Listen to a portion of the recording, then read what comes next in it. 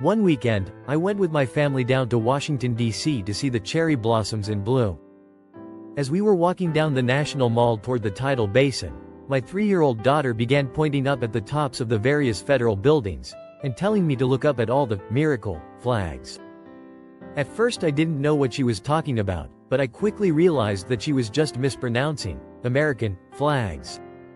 My older daughter, who was 5 at the time, is usually the one who gets excited when she sees the American flag. I guess her younger sister just decided to take over for her and be the one to eagerly notice them that day. I pointed out to her the correct pronunciation, and she immediately corrected herself. Like her dad, she doesn't like to be wrong. But then I started thinking, maybe she had it more right than I originally thought, and more than she could possibly understand, at least for several more years. I am literally amazed whenever I think about all that this country has been through, how the founders risked literally everything in order to establish the freest country in the history of the world. A country that in its short history has surpassed every other civilization on Earth in every measurable way, despite a civil war less than 100 years in that almost ripped the country completely in two. A country for which millions of people have sacrificed not only to preserve, but also to spread the same freedoms they enjoy to others around the world. None of that success happened though because Americans are any better than any other people of any other nation, but because this country was founded upon the principle of unalienable individual liberty. America has succeeded because its underlying principles recognize the basics of human nature. Every person is born with a desire to succeed, to accomplish, to pursue that which makes them tick. We all, whether we want to admit it or not, perform at our best when we are challenged, when we compete against others, when we pursue some type of incentive based upon our own self-interest. Despite the fact that many of our fellow citizens are working tirelessly to dismantle America one collectivist policy at a time, I have optimism that the natural yearning of the human spirit will eventually triumph over this rapid encroachment of our individual rights.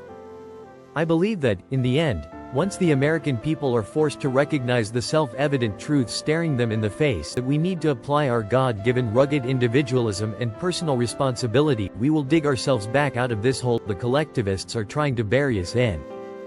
I know that what made this country great can never be taken away from us or lost. It's natural, a part of our very being from the moment we're born. But we can surrender it, and many of us have abandoned it in favor of big government control over virtually every aspect of our lives. I, for one, believe that despite all the obstacles placed in our way by those who crave power, who selfishly, not self-interestedly, preach class envy and victimization as a means toward controlling the masses, America will continue to succeed.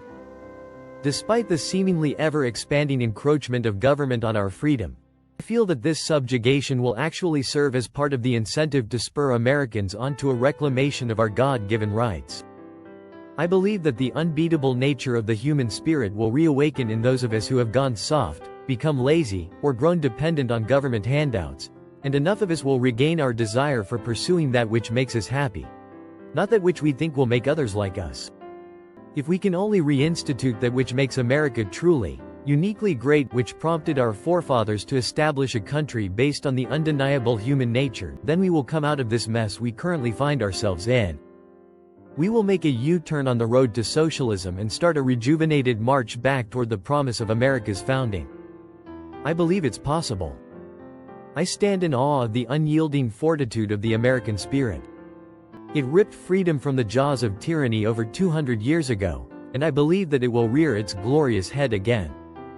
Yes, it's just a piece of cloth, but I believe in what that flag stands for. It is the most enduring symbol of not just what America was founded upon, but what is inherent and undeniable in every person throughout the world from the moment they're born. The fact that any country was able to actually establish itself based upon the natural yearning of the human spirit to be free is nothing short of a divinely inspired miracle. A miracle, in my opinion, is simply what should happen, but which is so rare or even non-existent up to the point of its occurrence. And it truly is a miracle that the founders of any country, after thousands of years of human civilization, finally recognized the basic human rights of life, liberty, and the pursuit of happiness, and based a form of government upon those rights. My 3-year-old kid was right. It's not just the American flag, it truly is the miracle flag. And I see a day coming soon when we will rise up to reclaim our very lives from those who wish to control us, and will reactivate those principles for which that flag stands. I see a day coming soon when we once again recognize the miracle that is America.